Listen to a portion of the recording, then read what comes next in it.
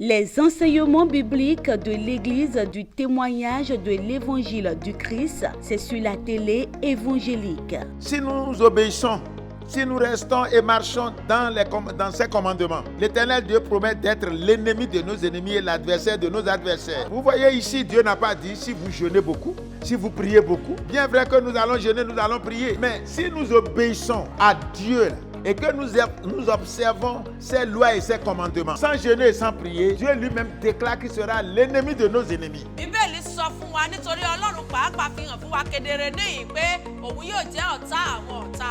Par ces différents enseignements sur différentes thématiques, vos yeux spirituels s'ouvriront et la vérité vous affranchira. Prenez alors le rendez-vous tous les lundis à 21h et les samedis à 17h30.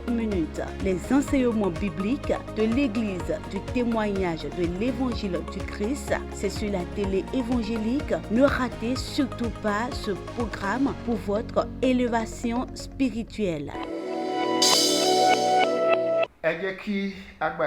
Prions. Au nom de Jésus. Au nom de Jésus. Au nom puissant de Jésus et son sang. Dieu notre Père qui est dans les cieux.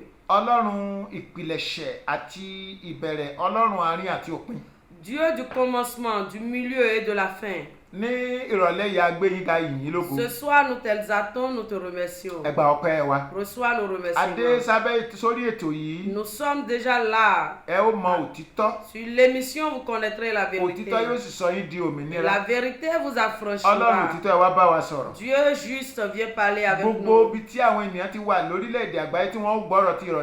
Partout où les hommes vont nous écouter dans le monde entier. La puissance de pouvoir chercher toi, Dieu, sans se lasser. Au nom de Jésus, accorde-leur cette puissance. Quand l'émission de ce jour va finir, comme toute la gloire serait à toi, la miséricorde, la grâce, la bénédiction soit la portion de tous nos auditeurs. Nous allons te louer et t'exalter. Nous avons prié avec foi et espérance. Au nom de Jésus-Christ, nous avons prié. Amen. Amen. Gloire à notre Dieu dans les cieux. Nous exaltons notre Dieu ce soir. Pour la main protectrice sur nous et tous ceux-là qui sont les fidèles de l'émission, vous connaîtrez la vérité. Nous disons merci à Dieu. Et nous disons gloire à son nom dans les cieux.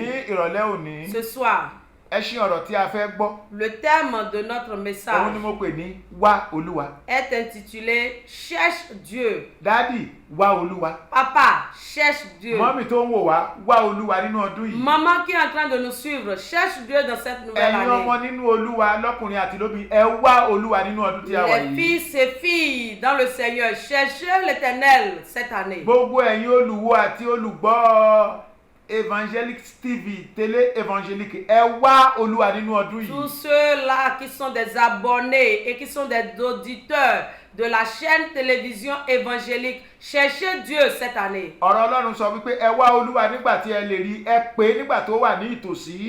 parole de Dieu a dit cherchez Dieu pendant qu'il se trouve, invoquez-le pendant qu'il est proche. Nous sommes dans une nouvelle année. Dieu veut que nous le recherchions à tout prix. Le chercher en prière. Le chercher dans nos propos. Dans nos comportements, dans nos habitudes, nous devons rechercher Dieu. Dans le livre d'Osée, nous allons voir la parole de Dieu là. Chapitre 10, verset 12. La parole qui est là est que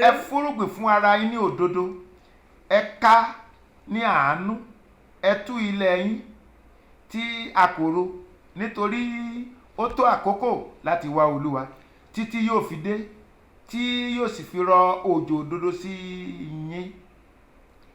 Semez ce qui est juste vous récolterez la bonté. Défrichez-vous un champ nouveau. Le moment est venu pour vous de vous tourner vers moi, le Seigneur, jusqu'à ce que je vienne répandre sur vous le salut. Là où nous sommes, si nous lisons à partir du verset 9, Dieu parlait aux enfants d'Israël depuis la bouche du prophète Osée. Dieu avait crié le jugement sur Israël. Si vous lisez depuis le 9, vous allez voir ce qui est là-dedans. Mais ce qui nous touche, ce qui nous revient ce soir est de pouvoir chercher Dieu. Il a dit de semer dans la justice et récolter la bonté. Défrichez-vous un champ nouveau, car le moment est venu pour rechercher Dieu jusqu'à ce qu'il vienne et répandre sur vous le salut. Frères et sœurs, vous fils dans le Seigneur, auditeurs et abonnés de la chaîne télévision évangélique, Dieu nous appelle ce soir. Il a dit de le rechercher. Et celui-là qui est déjà avec Dieu. En fait, je parle de ceux-là qui savent qu'ils ont déjà reçu Dieu. Et celui-là qui ne le connaît même pas encore. Dieu veut que nous puissions chercher Dieu en ce moment précis. La Bible dit chaque chose a son temps. Le moment où nous sommes, c'est le moment de pouvoir chercher Dieu. Quand nous sommes encore en vie et que nous pouvons soulever nos bras, nos pieds, lorsque nous pouvons écouter avec nos propres oreilles la parole de Dieu et prendre une décision. En ce moment, Dieu veut que nous le recherchions. Il a dit de semer en justice. Nous qui sommes déjà avec Dieu,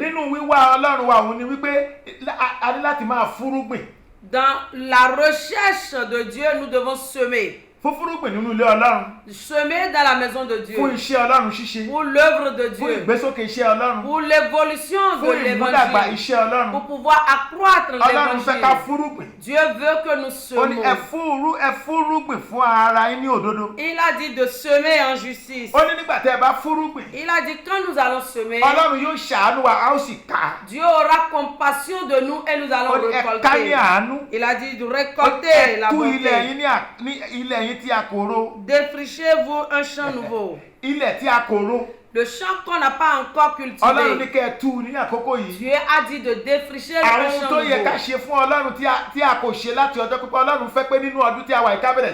Ce que nous devrions faire à Dieu depuis fort longtemps et nous ne le faisons pas, Dieu veut que nous le commençons en ce moment même. Dieu nous veut pour cette année dans sa recherche.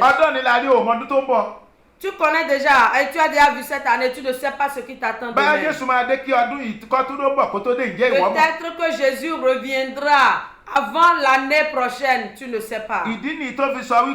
C'est pourquoi il a dit, il dit, défricher un champ nouveau.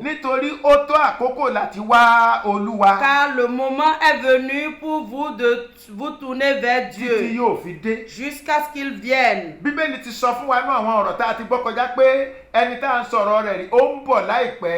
La Bible nous a déjà démontré dans les précédentes prêches que celui-là que nous espérons viendra tout imminent. Son retour est imminent. Il dit en peu de temps, celui-là qui doit venir viendra. Et il ne tardera point. Parce qu'en venant, il viendra ramasser ses élus. Et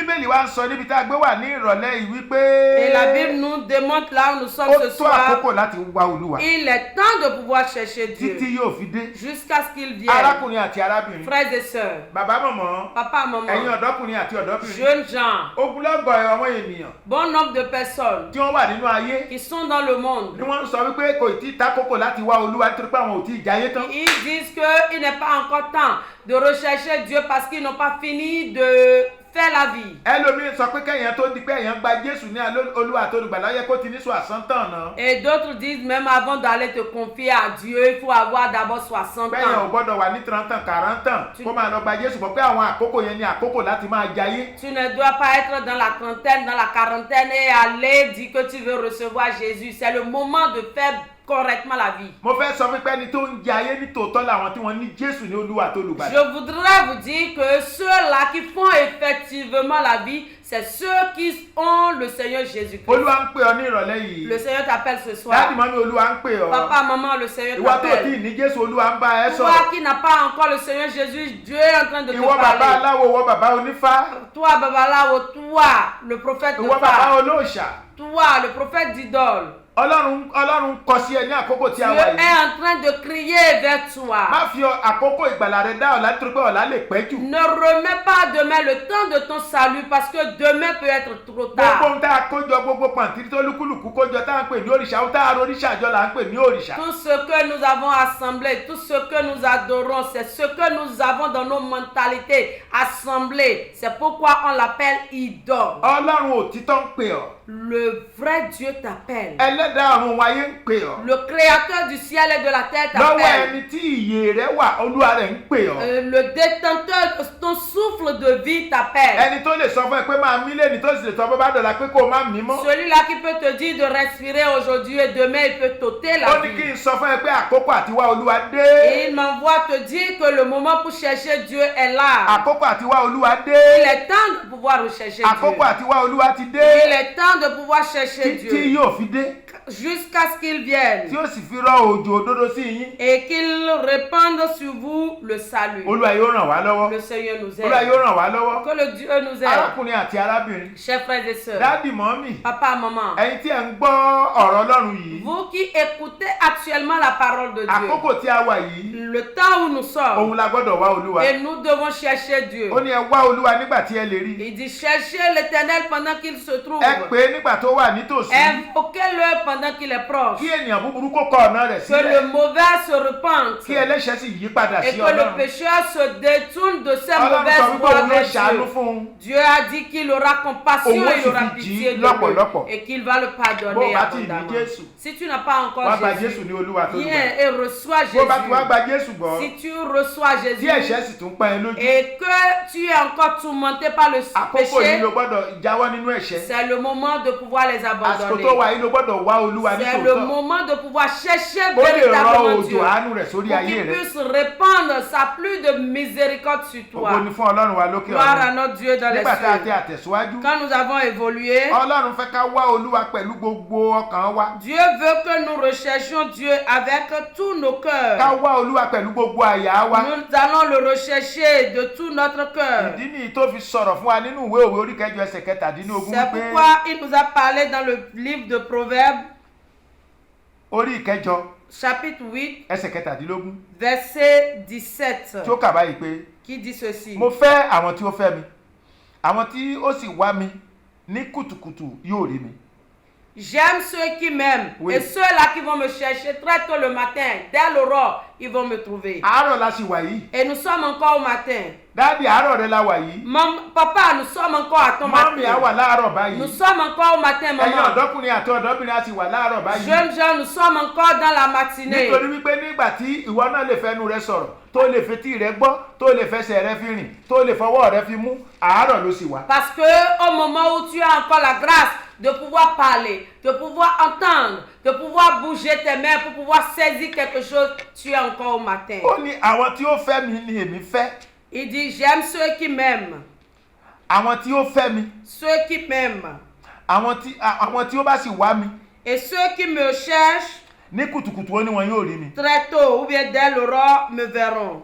bíbélì sọ pé òfin rẹ̀ kò níra fún àwọn tí ó bá fẹ́. La Bible dit que ces lois ne sont pas difficiles pour ceux qui l'aiment. òun sì rí Ọlọ́run sọ pé àwọn tó bá fẹ́ òun lòun fẹ́. Et Dieu dit qu'il aime ceux qui l'aiment. Àwọn tó bá fẹ́ Ọlọ́run àwọn ni wọ́n ń gba Jésù ní Olúwa tó Ceux olùgbàlà. qui aiment Dieu sont ceux-là qui reçoivent Jésus comme leur Seigneur et Sauveur Nítorí pé personnel. Bíbélì sọ wípé bàbá fẹ́ ọmọ ó sì ti fohun gbogbo lé e lọ́wọ́. Parce que la Bible a dit que le Père aime le Fils et il lui a déjà confié toutes choses. Ẹnikẹ́ni tó bá ti gba Jésù Kristi gbọ́ òun ló fẹ́ Ọlọ́run. Quiconque croit en Jésus aime Dieu. Jésù sọ wípé mo wà nínú bàbá. Jésus a dit, je suis en Père. Bàbá mi Je sì suis wà dans- nínú mi. Et le Père est en moi. Ẹni tó bá fẹ́ mi ni mo fẹ́. Celui qui m'aime, je l'aime. Ọlọ́run ló sọ. C'est Dieu qui l'a dit. Jèhófà jìrè ló sọ bẹ́ẹ̀. C'est Jéhovah Jireh qui l'a Bàbá dit. Jésù ló sọ bẹ́ẹ̀. C'est le Père de Jésus qui a Ẹni dit tó bá ça. fẹ́ òun yóò fẹ́. Celui qui m'aime, je l'aime Ẹni pé aussi. bàbá lọ sínú inú ìwé òwe kan náà orí kẹjọ níbi tí a gbé wà Si yìí. nous allons toujours dans le livre de Proverbes chapitre 8 où nous sommes, Ẹni pé láti ẹsẹ̀ ìkejìléníogún bẹ̀ yẹn. verset 22 là. Ó ní Olúwa ti pèsè mi láti ìpilẹ̀ṣẹ̀ wa Le Seigneur m'a conçu il y a très longtemps, ṣáájú iṣẹ́ rẹ̀ àtijọ́. comme la première de ses œuvres. A ti yàn mí láti ayérayé J'ai été établi dès le début láti des temps, ìpilẹ̀ṣẹ̀ avant même que le tàbí monde, kí ayé kí ó tó wà. avant même que le monde n'existe. Nígbà tí ọ̀gbun kò sí, Quand je suis né, il n'y a pas d'océan a ti bí mi. et je suis déjà né. Nígbà tí kò sí orísun tí ó kún fún omi púpọ̀, Pas de source d'où les eaux jaillissent. kí a tó fi ìdí àwọn òkè ńlá sọlẹ̀. Avant la formation des montagnes, Ṣáájú àwọn òkè ni a ti bí mi. avant les collines, j'ai été enfanté. Nígbà tí kò tí ì dá ayé Quand le Seigneur n'a pas encore tàbí posé pẹ̀tẹ́lẹ̀ d'espace, tàbí orí èkè erùpẹ̀ ayé. ni le grain de poussière du monde. Nígbà tí ó ń ṣe ìpilẹ̀ṣẹ̀ àwọn ọ̀run, Dès la fondation des cieux, èmi wà níbẹ̀. j'étais déjà là. Nígbà tí ó fi òṣùwọ̀n àyíká lé ojú ọ̀gbun. Lorsqu'il traça l'horizon au-dessus de l'océan Nígbà tí primitif, ó sọ àwọsánmọ̀ lọ́jọ́ sókè. il plaça les nuages dans les hauteurs Nígbà tí ó fi agbára fún orísun et ibú. donna leur force aux sources profondes. Ó ní nígbà tí ó sì fi àṣẹ rẹ̀ fún òkun. Il imposa à la mer une limite Tí omi rẹ̀ kí ó má ṣe kọjá ẹnu rẹ̀. que les eaux ne doivent pas franchir. Àti òfin rẹ̀ fún ìpìlẹ̀ ayé. Il posa les fondations de la Nígbà terre. náà èmi wà lọ́dọ̀ rẹ̀ bí oníṣẹ́. Pendant ce temps, j'étais à ses côtés Èmi comme sì jẹ́ architecte. inú dídùn rẹ̀ Jour lójoojúmọ́. après jour, je faisais sa joie. Èmi ń yọ̀ nígbà gbogbo níwájú rẹ̀. Je jouais sans cesse en sa présence. Èmi ń yọ̀ níbi ìtẹ̀dó ayé Sur rẹ̀. le sol du monde créé par lui. Dídùn inú mi sì wà sípa àwọn ọmọ ènìyàn. Depuis lors, ma joie est d'être au milieu Ǹjẹ́ des humains. nísinsìnyí Et maintenant, ẹ fetí sí tèmi. mes fils, Ẹ̀yin écoutez-moi. ọmọ mi. Mes fils, Nítorí pé ìbùkún ni fún àwọn tí ó tẹ̀lé ọ̀nà mi. heureux serez-vous si vous suivez mes conseils. Gbọ́ ẹ̀kọ́ kí ẹ̀yin kí ó sì gbọ̀n. Ne rejetez pas mes Ẹ má avertissements. sì jẹ́ kí ó lọ. Tenez-le et comptez-vous, vous deviendrez Ìbùkún ni sages. fún ẹni tí ó gbọ́ tèmi. Heureux ceux qui m'écoutent, Tí ó ń ṣọ́ ẹnu ọ̀nà mi ní ojoojúmọ́. qui se tiennent chaque jour Tí ó à sì ma dúró porte ti òpó ẹnu ọ̀nà ìbùkún ẹnu ọ̀nà ilẹ̀kùn mi. et veillent à l'entrée de ma maison. Nítorí pé ẹni tí ó rí mi ó rí ìyè. Celui qui me trouve la Tí vie. yóò sì rí ojú rere Le Olúwa. Seigneur lui donne son Ṣùgbọ́n ẹni tí ó bá approbation. ṣẹ́ mi. Celui qui m'offense Ẹni tí ó bá ṣẹ̀ mí ó ṣe ọkàn ara rẹ̀ ní ìkà. se fait du tort à lui-même. Gbogbo àwọn tí ó kórìíra mi wọ́n fẹ́ ikú. Qui me déteste aime la mort. Ògo ni fún Ọlọ́run wa lókè ọ̀run. Gloire à notre Dieu dans les cieux. Jésù rèé. C'est Jésus ça. Ẹni tó bá fẹ́ Ọlọ́run ló ń fẹ́ Jésù. C'est celui qui aime Dieu qui aime Jésus. Bíbélì wa sọ pé irú wọn ẹni alábùkún fún ni wọ́n jẹ́. Et la Bible a dit qu'ils seront des bienheureux. Wíwá Olúwa pẹ̀lú ní ìgbà gbogbo. La recherche permanente de Dieu, Ká wà pẹ̀lú gbogbo ọkàn wa. nous devrons le chercher avec tout Ẹni bá notre ti gba cœur. Jésù gbọ́, ó ń wá Olúwa ni ó rí Celui Olúwa ni. qui a déjà reçu Jésus est en train de Jésù chercher fúnra rẹ̀ wá Dieu. sọ pé ẹnikẹ́ni tó bá rí òun ó rí Et ìyè. Jésus lui-même a dit quiconque le trouve a trouvé la vie. Ó lẹ́ni bá kórìíra òun sì irú àwọn èèyàn bẹ́ẹ̀ ni wọ́n fẹ́ràn ikú. Celui qui l'offense ou celui qui le haït aime la mort. Dádì mọ́mì, Papa, maman, lóòótọ́ c'est vrai. àwọn ohun tó jẹ́ ti ayé òun làwọn èèyàn ń gbé gẹ̀gẹ̀ lónìí. Ce qui appartient au monde est honoré par tout le monde. Máa bọ̀ lọ́dọ̀ Jésù. Viens à Jésus. Gba Jésù ní Olúwa tó olùgbàlà rẹ. Reçois Jésus comme ton Seigneur et Sauveur. A ó gbà ọ́ là. Tu seras sauvé. Jésù ló ń pè ọ́. C'est Jésus qui t'appelle. Wíwá Olúwa. La recherche de Dieu. Gbogbo wa gbọ́dọ̀ wá Olúwa. Nous devons tous rechercher de Jésù Dieu. yìí ni Ọlọ́run ti fi gbogbo agbára lé lọ́wọ́. Nous devons tous rechercher Dieu parce que Dieu a déjà donné tout pouvoir à à Jésus. Agbára ìbùkún Olúwa ti gbé ilé lọ́wọ́. La puissance de la bénédiction est avec lui. Agbára ìgbéga Olúwa ti gbé Jésù lọ́wọ́. La puissance de l'élévation est déjà avec Jésus. Agbára àṣeyọrí Olúwa ti gbé Ọlọ́run ti gbé lé Jésù lọ́wọ́. La puissance des percées, Jésus l'a déjà détenue. Ẹnikẹ́ni sì tó bá wá ní Jésù yìí òun ló ń wá Olúwa. Et quiconque a Jésus serait en train de chercher Dieu. Àkókò tó láti wá Olúwa. Il est temps de pouvoir chercher Dieu. Àwa tá a ti gba Jésù gbọ́. Nous qui avons déjà cru au Seigneur Jésus et qui venons à l'église. Kí èṣù tún jà wá ní láràbà láti máa fi ẹ̀ṣẹ̀ yọ wá lẹ́nu. Et le diable dans sa ruse nous perturbe encore avec des péchés. Àkókò nìyí tá a gbọ́dọ̀ ronú ara wa wò. C'est le temps de pouvoir aller et réfléchir en nous-mêmes. Ká padà sínú ara wa láti ronú jinlẹ̀ láti mọ̀ wípé a gbọ́dọ̀ kúrò nínú ẹ̀ṣẹ̀. Pour pouvoir méditer en nous-mêmes et sortir du péché. Torí Bíbélì sọ pé ẹnikẹ́ni tí a ti pa Ọlọ́run bí kì í dẹ́ṣẹ̀. Parce que la Bible a dit quiconque est né de Dieu ne peut plus offenser Ó ní Dieu. kò lè dẹ́ṣẹ̀ nítorí pé irú ọmọ rẹ̀ ń bẹ nínú rẹ̀. Et il a dit qu'il ne peut plus pécher parce que son fils demeure en lui. Nítorí náà ní ìrọ̀lẹ́ òní. C'est pourquoi ce soir, Gbogbo ẹ̀yin olùgbọ́ àti olùwò télé évangélique. auditeurs et fidèles abonnés de la télévision évangélique, Olúwa ń ké pè wá. Dieu nous appelle Ọdún yìí má jẹ́ kó lọ lásán. que cette année ne doit pas aller en Jésus vain. lè dé. Jésus peut revenir.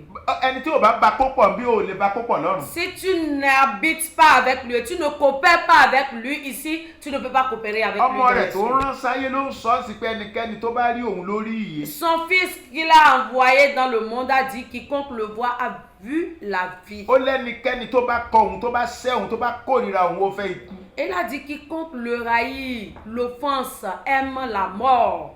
Dádì. Papa. Mọ́mì. Maman. Ọ̀dọ́kùnrin. Jeunes gens.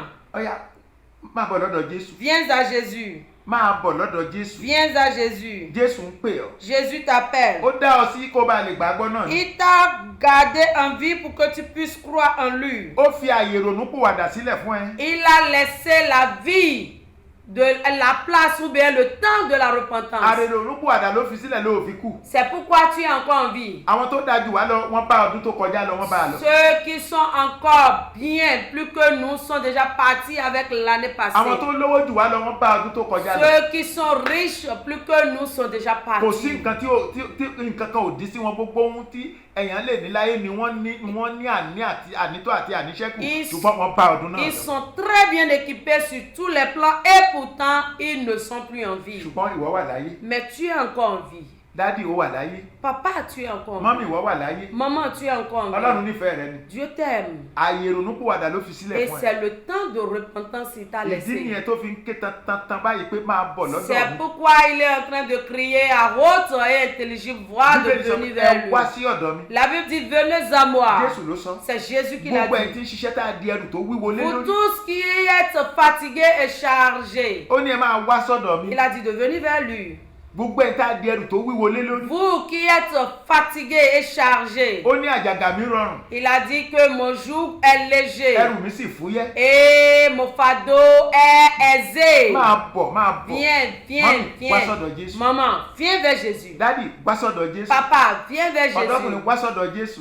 Jeunes gens, viens à Jésus. Ìwọ tí èrò ẹ̀ṣẹ̀ ń pa máa bọ̀ lọ́dọ̀ Jésù. Toi qui as le péché en fardeau, viens vers Jésus. Ẹrù tó rù sórí yẹn tó rò pé kò sẹ́ni tó lè sọ ẹ́, Jésù á sọ ẹ̀ kalẹ̀ Le máa bọ̀. fardeau qui pèse sur Máa bọ̀ toi lọ́dọ̀ et Jésù. tu te dis qu'il n'y a personne pour te décharger. Jésus est capable de te décharger. Òun Viens la à fi lui. ìyè aráyé pamọ́ sínú Parce rẹ̀. que c'est en lui qui a été cachée la vie De du l'humanité. monde entier ou de l'humanité. Olúwa yóò ràn wá lọ́wọ́. Dieu nous aide. Nínú ìwé Hébérù yẹn, Dans le livre des Hébreux, orí 11, au chapitre 11, a ó ka ẹsẹ̀ rẹ̀ ìkẹfà. nous allons lire le verset 6. Ó ní ṣùgbọ́n ní àìsí ìgbàgbọ́ kò ṣeé ṣe láti wù ú. Mais sans la foi, il est impossible de lui Nítorí plaire. ẹni tí bá ń tọ Ọlọ́run wá Parce que celui qui vient à Dieu kò lè ṣàìgbàgbọ́ pé ó ń bẹ. ne peut ne pas croire que Dieu existe. Àti pé òun ni olùsan ẹ̀san fún àwọn tí ó bá fi ara balẹ̀ wá. Et il est le rémunérateur de tous ceux-là qui le cherchent. Ẹni tó bá farabalẹ̀ wá Ọlọ́run. Celui-là qui le cherche Ọlọ́run jẹ́ kó di patiemment. mímọ̀ fún wa níbi tí a bá wà pé òun ni olùsan ẹ̀san rere fún irú àwọn Dieu èèyàn a bẹ́ẹ̀. dit qu'il est le rémunérateur de ceux-là. Bó bá wá Jésù wá. Si tu cherches Dieu, Èrè tó wà bẹ́ẹ̀ ni wípé. si tu viens à Jésus, le bénéfice qui est là, Èrè wà. il y a de bénéfices, Fún àwọn il y a tó bá ń de wá profit. Olúwa. Pour ceux-là qui recherchent Èrè Dieu. tó wà fún wọn ni pé àkọ́kọ́ náà ìjọba Ọlọ́run wọn yóò fi ìjọba Ọlọ́run ṣe. Premièrement, ils auront en héritage le royaume des cieux. Nígbà tí wọ́n bá kúrò láyé yìí. Quand ils vont quitter ce Wọn yóò monde, fi ìjọba Ọlọ́run ṣe ils rere. vont hériter le royaume des cieux. Àwọn tó bá farabalẹ̀ wá. Ceux qui vont le chercher patiemment, Nínú wàhálà nínú ìdààmú Ọlọ́run yóò máa gbà wọ́n. dans leur tribulation, le Seigneur les sauve. Ààbò Ọlọ́run yóò dájú lórí Et wọn. la protection de Dieu est Ipá certaine. ayé kan ò ní ká wọn. Aucune main méchante ne pourra Agbára les ènìyàn toucher. búburú kan kò lè ṣe nǹkan kan fún àwọn Aucun èèyàn bẹ́ẹ̀. méchant ne pourra les nuire. Nítorí náà dáàdì máa bọ̀ lọ́dọ̀ Jésù. À cause de cela, papa, viens à Mọ́mì Jésus. máa bọ̀ lọ́dọ̀ Jésù. Maman, viens à Ìwọ Jésus. ọ̀dọ́kùnrin tó gbàgbọ́ tó tún ṣe gánagànà padà sọ́dọ̀ Jésù kan pẹ̀lú Toi, gbogbo ìwà jeune rẹ. homme, tu as eu la grâce d'avoir Jésus et pourtant tu mènes encore une vie horrible. Reviens à Jésus. Jésù nínú ọdún yìí Jésus, dans cette ó année, nawọ́ ìfẹ́ sí wa. te tend la main d'amour. Ẹ máa bọ̀ Viens à lui. yóò sì gbà ọ́ là. Et il va te sauver. Jésù á ràn wá lọ́wọ́. Jésus nous Bí aide. Jésù náà bá tíì dé Si Jésus ne venait pas, nígbà tí ó bá ti tún di ọ̀sẹ̀ tó ń bọ̀ la semaine mo prochaine, mọ̀ pé yóò tún máa ránṣẹ́ ayọ̀ sí wa. je sais qu'il va nous envoyer encore de Ọlọ́run bonnes dáadáa òun ni nouvelles. Ọlọ́run tí a ń Parce sìn. que nous adorons un Dieu très bon. Bó ti kí ẹ̀ṣẹ̀ rẹ kó pọ̀ tó Quoi qu'en soit le degré de ton ó ń ké péché, pè ọlọ́dún yìí pé kó máa bọ̀ il lọ́dọ̀ òun. est en train de crier pour que tu puisses revenir vers lui. Ẹ jẹ́ kí a gbàdúrà. Prions. Ọlọ́run aláṣẹ gbogbo àgbáyé Dieu souverain, ní ìrọ̀lẹ́ òní adúpẹ́ lọ́wọ́ yín ce àtúnyìn lógo. soir nous te disons merci, nous Ẹ ti tún rán t'exaltons. ọ̀rọ̀ yín jáde. Tu as encore envoyé ta Ọ̀rọ̀ rẹ parole. jẹ́ kó gbàlà. Que ta parole sauve. Ọ̀rọ̀ rẹ jẹ́ kó wòsàn. Que ta parole Ẹnìkan tó guérisse. wà lórí ẹni àìsàn ọ̀rọ̀ náà Olúwa jẹ́ kó gbé Que dìde. cette parole relève quelqu'un de son lit de maladie. Ẹnìkan tó ti rò pé òun ò jẹ́ nǹkan kan mọ́ lórúkọ Jésù Olúwa pé padà sọ́dọ̀ ara rẹ̀. Quelqu'un qui s'est dit qu'il n'est plus rien dans cette vie. Seigneur, ramène-le vers Ẹ ṣé toi. Ọlọ́run wa fún ìyanu tẹ́ ẹ ti ṣe. Merci pour tes Ògo ni miracles. fún orúkọ mímọ́ rẹ o. Gloire à ton saint Ẹ gbọ́ nom. Olúwa kẹfà ṣẹ̀dá wa lọ. Écoute et cachette Títí notre láé làwa yóò máa prière. yìn yín lógo. Nous allons te louer Là ó sì máa gbé éternellement yín ga. et nous allons Ní orúkọ t'exalter. Jésù Kristi Olúwa àti olùgbàlà Au wa. nom de Jésus, nous avons prié. Amen. Amen. Les enseignements bibliques de l'Église du témoignage de l'Évangile du Christ, c'est sur la télé évangélique. Si nous obéissons, si nous restons et marchons dans ses commandements, l'Éternel Dieu promet d'être l'ennemi de nos ennemis et l'adversaire de nos adversaires. Vous voyez ici, Dieu n'a pas dit si vous jeûnez beaucoup, si vous priez beaucoup. Bien vrai que nous allons jeûner, nous allons prier. Mais si nous obéissons à Dieu, et que nous observons ses lois et ses commandements, sans jeûner et sans prier, Dieu lui-même déclare qu'il sera l'ennemi de nos ennemis. Bíbélì sọ fún wa nítorí Ọlọ́run pàápàá fi hàn fún wa kedere níyìn pé òun yóò jẹ́ ọ̀tá àwọn ọ̀tá wa. Par ces différents enseignements sur différentes thématiques, vos yeux spirituels s'ouvriront et la vérité vous affranchira. Prenez alors le rendez-vous tous les lundis à 21h et les samedis à 17h30. Les enseignements bibliques de l'Église du témoignage de l'Évangile du Christ, c'est sur la télé évangélique. Ne ratez surtout pas ce programme pour votre élévation spirituelle.